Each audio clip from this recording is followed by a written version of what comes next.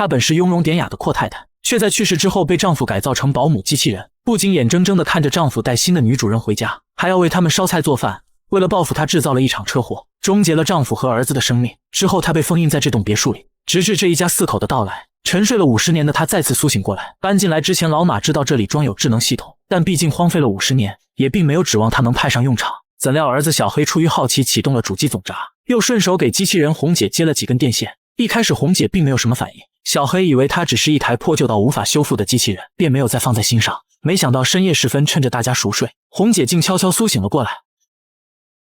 伴随着脑袋的显示屏上出现一个女人的脸，其他房间的显示屏也呈现出同一张脸，似乎这个家的每个角落都在她的监视和掌控之下。红姐巡视了家里的各个角落，看见路过的小老鼠时，轻蔑一笑碾压而过。这个看似不起眼的举动，却恰恰证实了她邪恶的内心。对于不喜欢的东西，她会不择手段的消灭。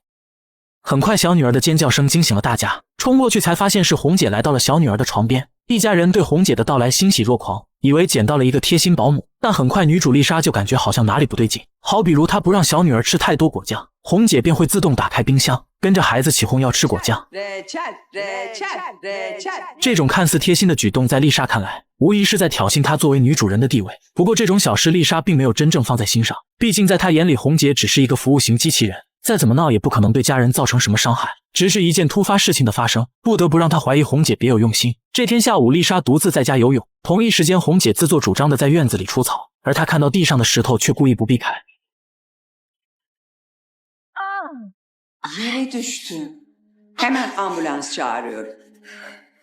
丽莎见自己并无大碍，便让红姐终止了呼救。事后她告诉老马，红姐可能有意想伤害自己。我上岸的时候，她还问我水温是否合适，她明明知道我站在那的，以她的智慧不可能不知道石头会飞到我身上。可老马说他不是也给你拨打求救电话了吗？这证明他是关心你的，也许只是系统出错，并非有心伤害你。而老马不仅没将妻子的话放在心上，反倒对红姐的工作赞不绝口。晚上吃饭时，儿子说今天的晚餐特别好吃，老马说因为这是你奶奶的食谱，最主要的是有红姐帮忙削土豆皮。丽莎很诧异这家伙居然还会削皮。老马突然来了兴致说，红姐的手部器械是可以替换的，比如搅拌器、削皮刀等等，加上能自由转动的手臂，土豆1-2秒就被削干净了。丽莎看了眼柜子里的替换工具，心中不由担心了起来，这要是拿来攻击人类那还得了。而让她最担心的还不止这个，而是挑拨离间她和家人的关系。红姐监听到丽莎和老马的对话，得知丽莎并不想小女儿这个阶段参加歌唱表演，她便跑过去告诉小女儿，你妈妈不想你当大歌星，导致小女儿吃饭时跟丽莎闹脾气，以为丽莎不支持她的歌星梦，搞得丽莎不得不花时间哄小女儿。不过此刻她还不知道这是红姐挑起的矛盾，以为只是老马或者学校老师不小心说漏嘴。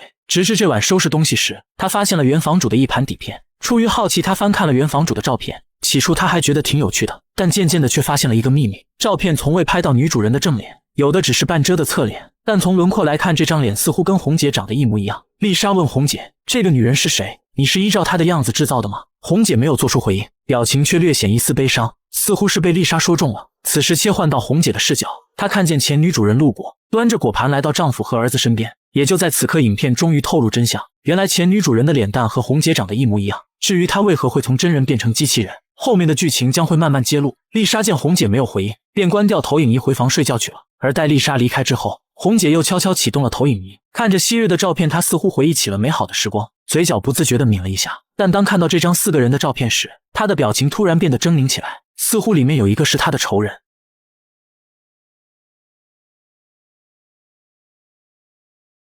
所幸防火警报及时响起，一家4口得以快速逃到室外。没多久，红姐启动了灭火系统，大火并没有波及到其他房间。收拾残局时，丽莎向老马提起，照片里的女人跟机器人长得很像。老马不仅没听进去，而是反过来指责她没关好电器。对于丈夫的不信任，丽莎不想过多解释。可她不知道的是，这次的矛盾只是一个开端，在红姐日后的布局下，夫妻俩的矛盾将会愈演愈烈，甚至会波及他人的生命安全。隔天清晨，丽莎独自在家创作，好友突然来电慰问。聊天的过程中，丽莎提到一次被困在壁橱的经历，万万没想到这句话被红姐给记住了。做饭时，红姐问丽莎能否帮个忙，她够不到壁柜上的土豆。丽莎没有多想便走了进去，怎料下一秒红姐关上大门，将她锁在了里面。有幽闭恐惧的丽莎吓得大喊大叫，而红姐却悠然自得地吹着口哨，给手臂换上了一把切割器。所幸她要切的是干拌面包，而不是丽莎。不久后，老马回家发现了被困的丽莎。丽莎说是红姐将我反锁在里面的，老马却说怎么可能呢？门根本没锁，我一拧就开了。红姐还帮你叫了救护车，怎么可能会害你呢？这一刻，丽莎终于意识到，眼前这个装着前世记忆的机器人可不简单。冷静过后，丽莎又一次跟老马分析，因为聊电话时提到过被困的经历，红姐才会故意这么干的。由于4个月前丽莎的妹妹自杀离世，事后丽莎出现过轻微的精神状况，以至于老马无法相信她的话，而是反过来怀疑她精神又出了问题。没办法，丽莎只好独自调查真相。她打电话问房产中介，这里以前是否住着一个叫红姐的女人？中介说并没有这个女人，房子是一个叫霍斯特的男人建造的。丽莎来到城市资料库，翻查到了原主人霍斯特的资料。霍斯特是一家科技公司的老总兼研发专家，而他的妻子恰恰就叫红姐。红姐因重病在1972年12月离世，而在红姐去世后的第3个月，霍斯特和儿子死于车祸。没人知道当中到底发生了什么。而丽莎在看到报纸的照片后，内心不由震颤了一下，因为车祸现场就站着机器人红姐。为了说服丈夫，丽莎冒着大雨带老马走进后院的森林，来到霍斯特父子的坟前，并掏出当年的报纸给老马看。为什么机器人会出现在车祸现场？难道这不值得你有一丝怀疑吗？老马看了不敢置信的摇头。丽莎松了口气，丈夫终于相信了。怎料下一秒，老马灵魂拷问：你到底怎么了？我以为你已经从妹妹的事走出来了，没想到你变得越来越糟糕。摊上个这么蠢的丈夫也是无奈，丽莎只好泡个澡舒缓一下。怎料一睁眼就看到红姐站在面前。 Hers ve Peter benim ailemdi. Ama onları kaybettim. Bunun için yapabileceğim hiçbir şey yoktu. Ama bu bir daha başıma gelmeyecek. Finn, Juno ve David artık benim ailem. Artık burada sana yer yok. Duydun mu? David! Çabuk evimden defol git. Defol git. 丽莎被吓得大声尖叫，听闻动静的老马和儿子立即赶了过来。丽莎令儿子立即关掉红姐。小黑见状冲下地下室拉下了主机总闸。以红姐这种智商，难道她真的不知道暴露内心想法会有什么后果吗？只不过是她更清楚，没有人会相信丽莎罢了。事后丽莎问老马为何还不相信自己，老马说不是不想相信，而是你以前出现过精神问题，我只是担心你。此时小黑也走了过来说，阿姨刚走那会你在家里抓狂发疯，就跟今天一模一样，我也很担心妈妈精神再出问题。事到如今，丽莎也百口莫辩，只好依一家人的意宠起了红姐，并听从建议去看心理医生。然而这些看似妥协的举动，实际却是丽莎的缓兵之计。但她怎么也没料到，意外会来得如此之快。红姐就在这晚干了2件难以想象的坏事。因为小女儿明天就要参加歌唱比赛，她担心自己比不过对手。红姐说有一个能夺冠的绝招，但是你得答应我不能告诉别人。女孩点了点头。红姐说你今晚躲进爸妈的床底，底下藏着一些好东西，只要你带到舞台上就一定能夺冠。另一边，小黑因为跟队友闹矛盾，队友登门向小黑道歉，可小黑并没有领情，将队友送了回去。而就在队友步行离开时，红姐竟提着刀跟了上来。 Finn'i rahat bırak. Sakın bir daha oğlumun yanına yaklaşma. Oğlunun? 恰好此时丽莎在床底发现了一张红姐以前的照片，照片里红姐怀着大肚子，大儿子还依靠在肚子上面。丽莎问红姐你是不是怀过2胎？照片似乎刺激到了红姐，系统一时间陷入了混乱。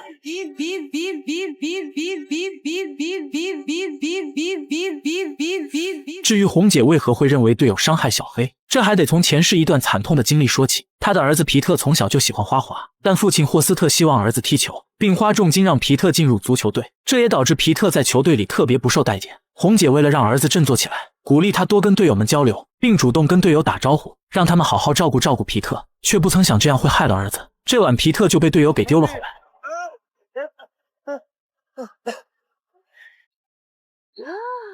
Peter, tatlım. 红姐这才意识到，儿子何止是不受待见这么简单，而是遭到了队友们欺凌。为了不让儿子再受伤害，红姐帮儿子申请离开足球队，可他们始终是同一个学校的学生，抬头不见低头见的。皮特依旧会受到队友的威胁，以至于他这晚干了一件让人难以想象的事情。 Neredeydin? Çok merak ettim. Artık kurban değilim anne. Artık benimle alay edemeyecekler. Ne yaptın sen? 得知真相后，红姐大哭一场，但很快她又振作了起来。她要求儿子脱下所有衣物，丢进火炉里销毁证据，接着又连夜来到儿子所说的小木屋，在队友身上取下子弹头，最后一把火烧毁房子，毁尸灭迹。回家后，她将手枪擦干净放回到床底，而她指使小女儿去找的东西，正是藏在地板下的手枪。时间很快来到小女儿表演当天，小女儿一边唱着歌词“猎人会用步枪抓住你的”，一边从袋子里掏出了手枪。事后，警方在床底找到了藏着的几把手枪，庆幸的是能查到手枪是原主人霍斯特的，再加上子弹打偏了，并没有伤到其他人，警方也就没有对丽莎夫妇问责。不过学校的其他家长就没这么好说了，他们起义学校开除小女儿，丽莎不得已说出了妹妹的事，当时她的妹妹也就是女儿的小姨，在女儿面前自杀身亡，这给年仅7岁的她打击很大。直至转到这家学校上学，丽莎才看到女儿脸上重现笑容。家长们听到女孩的经历后也不好为难这家人，只好答应不再开除她。本以为经历了这件事老马会学聪明点，却不曾想只要红姐略施小计就能将她蒙骗过去。 Juno'yu tek başına yatak odasına girerken gördüğünde neden bize haber vermedin? Oyun oynuyor zannettim. Yatağın altından bir silah aldığını görmedin mi yani? Yatağın altına saklandığını gördüm ama maalesef orada ne yaptığını göremedim. 另一边，丽莎问小女儿：“是不是红姐让你这么干的？”要知道，女儿答应过红姐不能告诉任何人的，况且还是在红姐眼皮底下，她怎么可能说出真相呢？丽莎一时激动，使劲摇晃女儿，而这也给到红姐有机可乘。 David, Evet. Juno için endişeleniyorum. Samira ona karşı çok sert davranıyor. Silahı sana Cassandra gösterdi. Söylesene hadi. Söylesene, ben senin annenim. Bana doğruyu söylemek zorundasın. 老马冲进房，一把抱起女儿，眼里充满了对丽莎的不信任。而丽莎越是情绪激动，家人就越认为她在发神经。此时红姐还来一招以退为进，说我的存在就是为了家庭服务，如果是我的存在让你们产生矛盾的话，那我甘愿就此消失。说罢，她自动关闭了系统，显得自己好像伟大牺牲了一般。但丽莎可不把这招苦肉计放在眼里，她恨不得红姐永远消失。为免夜长梦多，她关掉了主机，并拿工具撬下了开关，以免以后再有人重启红姐。然而丽莎还是低估了红姐的能力，她在不需要开关的情况下也能重启。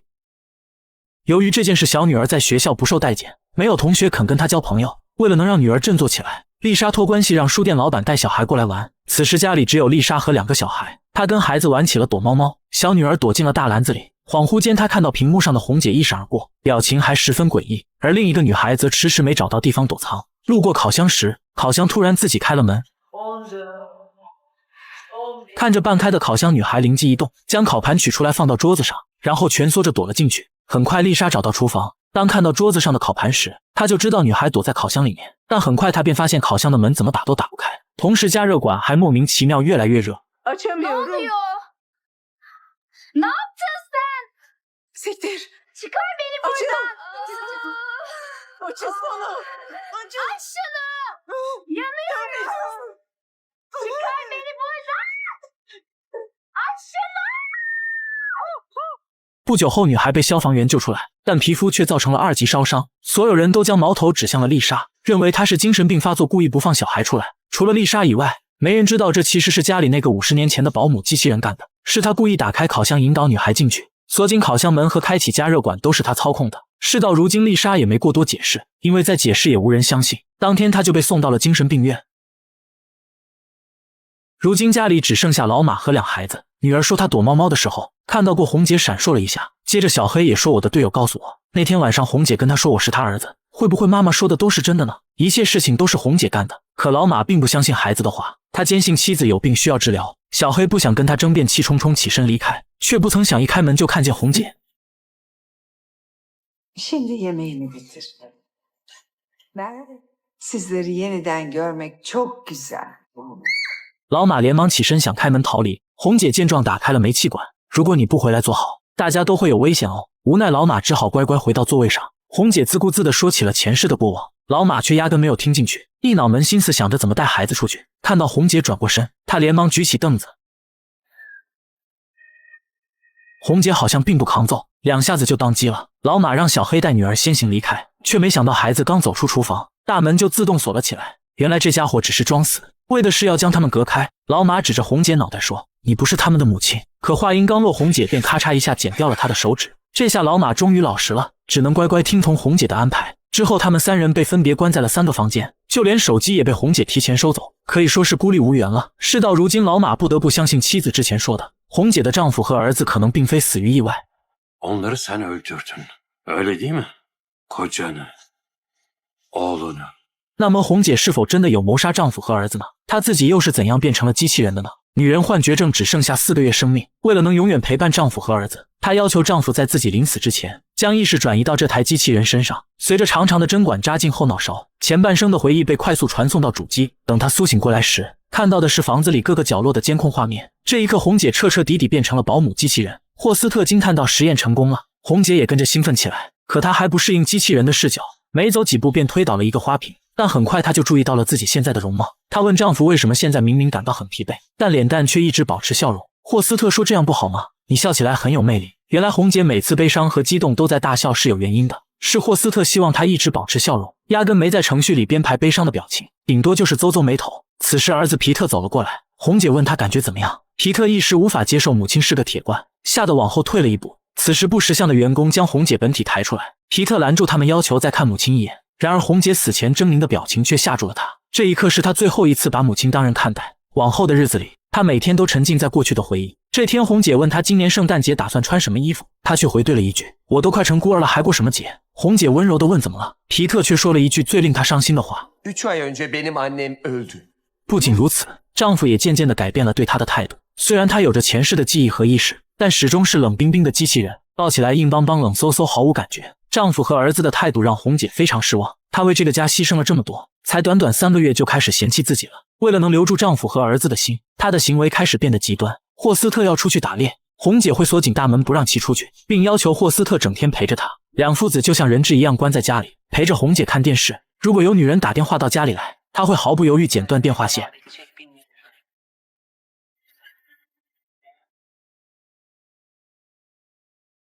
这天霍斯特终究还是受够了，他关掉了主机的总闸，看着红姐一下子消失，皮特还是有些失落。再怎么说那也是他的母亲，他指责父亲为何不问一下，就这样将母亲给关掉。 Bu şey artık senin annen değil。 然而霍斯特不知道的是，主机上的大电闸根本不是红姐的总闸。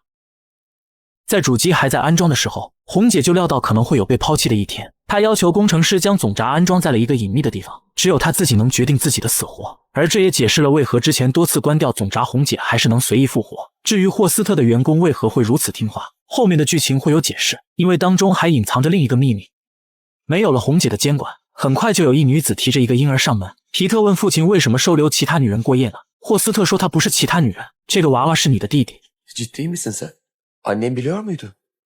Dandini dandini dastan。 这晚霍斯特和女人聊起了皮特，霍斯特担心皮特不接受这个后妈，女人说这有什么好担心的，红姐能为你们做的事，我一样能做到，况且我是个有血有肉的人。此刻的他们还不知道，红姐早就悄悄苏醒了过来。女人想看看蛋糕烤好了没，不曾想项链卡在了烤架上，而烤架还自动往里拖拽。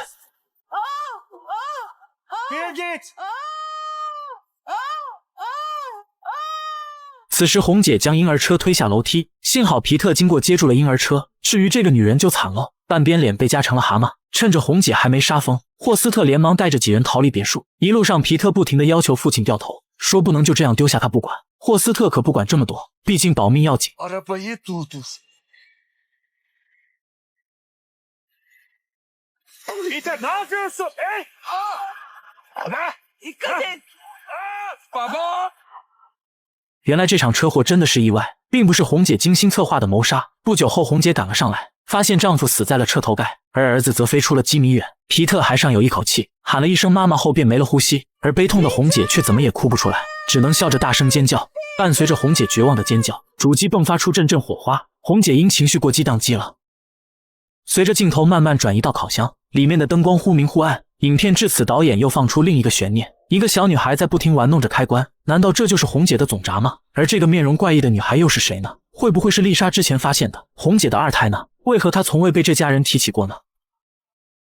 女人还有2个月就要生，丈夫却偏偏这个时候想看看宝宝是男是女。要知道那个年代还没有 B 超，这种矢量映像辐射比较大。红姐只觉肚子一阵刺痛，一掌推开了照灯。别小看这10几秒的辐射，它直接改变了红姐的下半生。几天后，红姐突然见红，肚子还伴随阵阵刺痛。夫妻俩冒着大雨赶往医院，可偏偏大风吹倒大树挡住了去路，没办法，红姐只能泡在温水里。霍斯特一边打求救电话，一边给红姐接生。庆幸的是，红姐扛下了这一劫，顺利诞下女婴。不过这个孩子长得很奇怪，脸蛋肿肿的，还布满血丝。霍斯特本身就不想要女孩，况且还长得这么丑，他索性向外公布2胎难产，将小女儿关在了小隔间里。而红姐当然是心疼孩子的，但她在这个家没什么地位，只能听从霍斯特的安排。直至几年后，她检查出癌症晚期，只剩下不到4个月生命。红姐问医生自己平时很注重养生，怎么会得这种病？医生反问她是否曾经曝光在辐射之下。这一刻，红姐才明白，原来一切都是拜丈夫所赐。那台机器是霍斯特公司研发的产品，作为科研专家，她不可能不知道有辐射。如果不是她执着要知道孩子的性别，女儿就不会是个怪胎，自己更不会患癌。而这也是红姐铁了心要当机器人的原因，因为他知道霍斯特不是好爸爸，照顾不好2个孩子。至于工程师为何会配合他将总闸安装在隐秘之处，其实是出于内疚，因为当时拿照灯的是他。时间线回到现在，丽莎在1个月后出院回家，发现家里没有人，食物也已经放到长区。Juno! Tatlım! Juno! Buradayım. Anne yardım et. Neredeydin? Bizi sen ne yaptın? Buradayım. Kurtar bizi. Sana güvenmiştim anne. Ne yaptın sen? 所幸只是一场梦，丽莎实在放心不下家里人，总感觉红姐又会出来搞事情。思前想后，她还是决定回去看一眼，于是便趁护工不注意偷溜了出去。护工发现后通知了老马，不过接电话的是红姐。随后红姐告诉老马，你老婆逃跑了。老马问她是不是又想伤害丽莎，红姐说当然不会，孩子们已经很讨厌我了，如果我亲自动手，孩子只会更讨厌我，所以最好是你来动手。 Beni çocuklarımın annesini öldürmeye zorlayamazsın. Öyle mi? 红姐说也许你没有留意到，我是不会伤害小孩子的，但我可以伤害你，真到了紧要关头，我可以灭了你。不多时，丽莎偷溜回到家中，红姐将监控展示给孩子们看，目的就是为了让他们看着父母互相残杀。只见老马提着铁锹悄悄跟了上去，本以为影片至此会上演夫妻协力对抗机器人的戏码，却不曾想这家伙还真的砍了上去，而且一点也不带犹豫。丽莎逃走，他还将他给拽回来，摁在地上死死地掐住脖子。丽莎掐住他受伤的手指，然后趁机挣脱逃了出去。他躲到房间的衣柜里边，没一会老马就跟了上来，嘴里还不停说着对不起，我都是为了保护2个孩子，如果我不攻击你，红姐就会伤害我们的孩子，你配合我演一场打戏给红姐看就好了。此时丽莎无意间发现了衣柜背后有个暗格，眼看老马就要找到自己，她索性钻进了暗格后的小黑屋，里面布满了蜘蛛网，显然是很久没人来过这里，而这就是关着红姐小女儿的房间。眼看小黑屋被发现，红姐直接冲了出来，老马看到她吓到连连后退，嘴里还说着我不知道她在哪，不过红姐也没有理她，直接朝着小黑屋冲了过去。 Burada ne yapıyorsun? 丽莎无路可退，只好往右边逃跑。掀开帘子，却发现了一具干尸。刚才还滔滔不绝的红姐突然不说话了，看着架子上的合照，丽莎问红姐：“你是不是也有一个女儿？”影片至此终于给出了真相。在车祸发生的前1个小时，红姐将霍斯特几人关在了玻璃房里。红姐质问他们为什么疏远自己。 Sen annemin sesiyle konuşan bir görüntüsün. Hayır bu doğru değil. Bebeğini merdivenlerden ittin.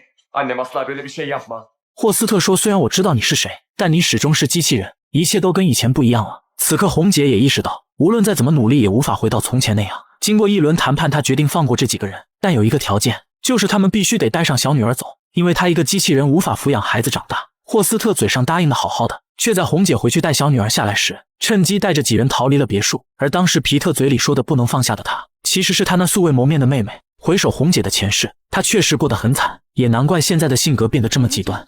Ama bunu başaramadım. Bu bir daha olmayacak. Oğlunun dediğini düşün. Bu sen değilsin. Sen ruhsuz bir makine değilsin.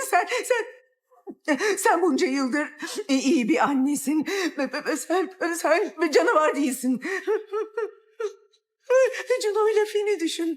万万没想到，故事最后靠的是丽莎的嘴遁。也许是因为只有当母亲的她才能共情红姐吧。红姐似乎被丽莎说动了，系统出现了些许错乱。她看到小女儿蜷缩在角落，不停地摇头，似乎在喊她不要再错下去。红姐这才放下了剪刀。丽莎连忙起身离开。 Çocuklarına asla zarar veremem. Bunu David'e de söyledim. 丽莎这才知道，原来红姐从未用孩子的安危来要挟老马，那家伙纯的就是为了自己保命。在3母子相拥而泣的时候，老马还在担心红姐会不会追上来，还问丽莎是不是搞定红姐了。小黑问他为什么要打妈妈，老马还在狡辩说我别无选择，这都是为了保护你和妹妹。 Yemin ederim ben asla yapamazdım. Yeter. 此时小黑闻到一股异味，转身看去，发现红姐释放了天然气。见状，一家人快速的往外逃，而红姐则留在房子里，永远守在了小女儿的身边。这一刻，她终于得到了解脱。没想到影片到这就结局了，我还想看看老马后面怎么样呢，真是便宜了这个窝囊废。